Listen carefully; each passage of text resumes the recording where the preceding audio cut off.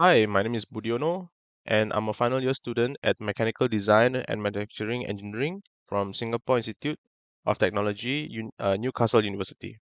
And today we'll be talking about my IWSP project, which I did in Tertiary Infotech, and it is on post-estimation training using augmented reality.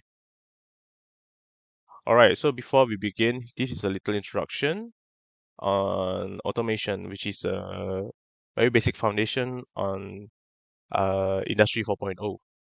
So automation is a combination of programming commands and mechanized equipment.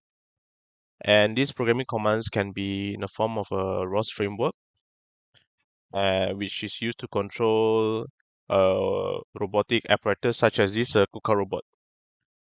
And this robotic arm has been recently quite popular in manufacturing due to its efficiency and its precision. All right. Next, we'll be talking about the content that I'll be covering in this presentation. So firstly, we'll cover the problem with the existing traditional methods of actuating robots.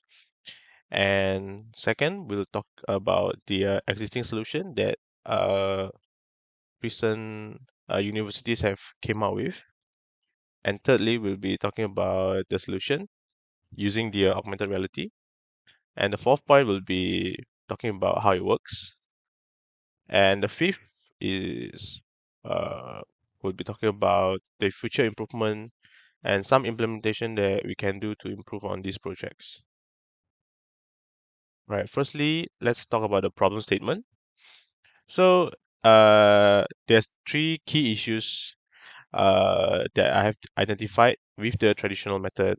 And firstly, it is very inefficient process. It's very tedious because when you want to automate your pick and place process or your robotics process, you need to find the coordinates and insert them in your programming language.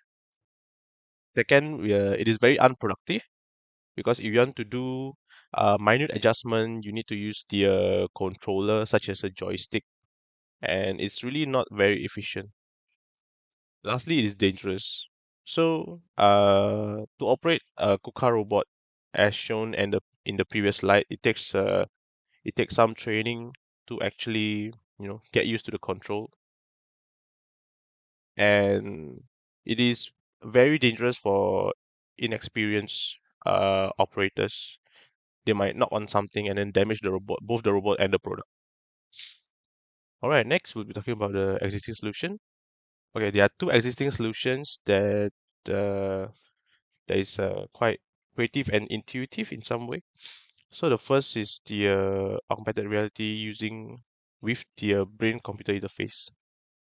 Next, we have the augmented reality via digital twinning. The first existing solution that people have come up with is the augmented reality using the brain computer interface to directly communicate with the robot.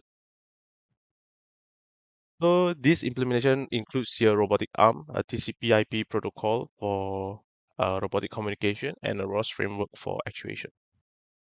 And this is their framework on how it works. Right. And this is the user interface that is shown uh, as part of their augmented reality interface. So this whole implementation uses HoloLens as a medium for their augmented reality portion, and this is their experimentation. So uh, the the BCI will measure their frequency thing from your brain, and you can visualize it using the HoloLens via this interface, and you can actuate the robot. Next is the augmented reality using the digital twinning. So it's by this person. Right, so their aim is to actually to create an intuitive robotic control using augmented reality. Right. And it helps to reduce training experience to actually actuate the robot. And again, this uses a HoloLens for visualization. Right. And this is the structure of the of the implementation. So they are also using the ROS Move It package to actuate the robot, and they use a Simulink to calculate the inverse kinematics to actuate the robot as well. All right, next we'll be talking about the solution they are come up with. So this solution is based on a existing GitHub repository, and it's on a Unity Robotics hub. Right. So the solution cover what the solution is about is making a AR mobile simulator, which is easy to deploy for robotic simulation at your fingertips. And it can also automate the pick and place. So it is intuitive in the sense that you can use the augmented reality as a visualization tool, and also it is convenient because you can connect two different robot via the TCP settings and the TCP IP settings.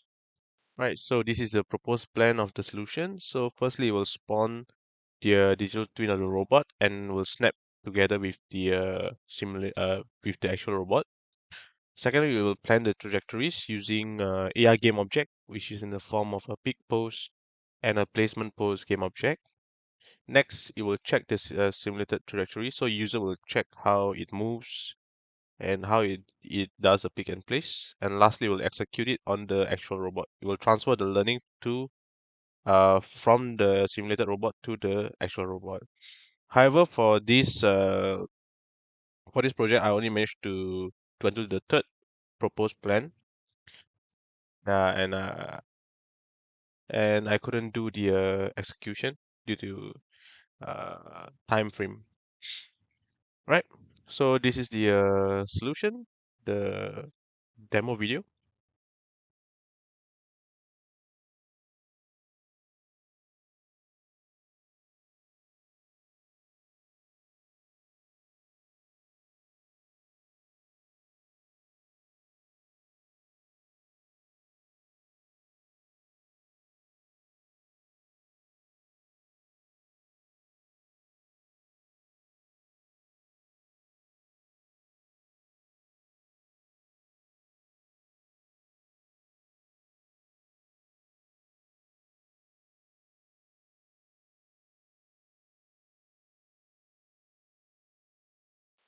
Right. So that is it for the demo video. Next, we'll talk about how it works. So, uh, in this framework, um, there are three uh, main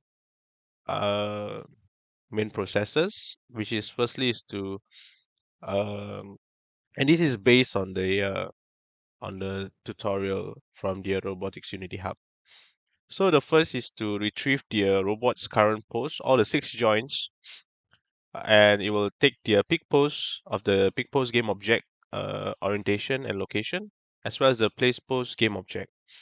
Then it will publish those coordinates into the ROS topic called the mover.python file here, the Python extension, and will calculate the 4 trajectories for the pick and place process, which is which are the pre-grass pose, the grass pose, pick pose, and the place pose. And lastly, we'll publish back those 4 trajectories into the subscriber, which is the trajectory planner.cs, and it will execute the trajectories on the simulation. All right, so this is the Unity editor settings, the setups of the project, and this is the spawn. This is a spawn robot in the real time space. And then so this is a set of calculated coordinates, which is published from the ROS topic into the subscriber, which is the C# script in the Unity project, and it will execute the pick and place. And also, in addition to that, I also have implemented this controller interface that can control both the game object and the placement game object. So we can so the idea is to overlay the target game object onto a real object, and we can do the pick and place on the real thing. So in here we can edit the placing of the pick pose and the placement pose. Right, so we'll talk about the future improvement. So firstly, haptic feedback is a very useful thing in actuating robot because you know the limitation of how your robot goes. So for example, this haptic feedback in our application could be in a form of vibration. So when the robot hits the table or what, it will give a feedback. It will vibrate your phone to let the user know that your robot is hitting something. Next is the cross IP configuration. I think this is a very important feature to have if you want to control multiple robots. Uh, and uh, you want to change the setting on the go. This would be a very good feature because currently, if you want to change the IP, the raw settings, you have to rebuild the app again into your phone. So this feature will make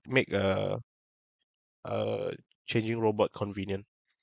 And the next is to implement a multiple trajectories feature where you can place multiple game object and it will pick and place to a multiple location. All right, so that is all for my presentation. And once again, I am Budiono. And yeah, thank you for listening. Bye bye.